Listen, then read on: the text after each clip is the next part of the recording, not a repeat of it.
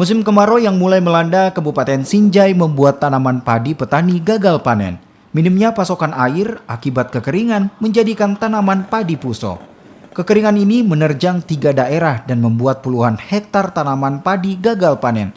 3 daerah yang terdampak masing-masing Desa Garecing, Desa Palangka, dan Kelurahan Sangya Seri di Kecamatan Sinjai Selatan.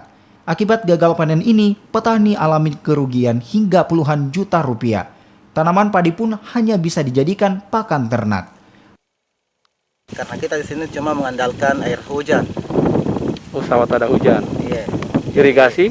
Irigasi tidak berjalan di sini. Ada irigasi tapi tidak ada airnya, Pak? Ada irigasi, tapi tidak berjalan normal. Yang seharusnya petani sini yang normal dia inginkan.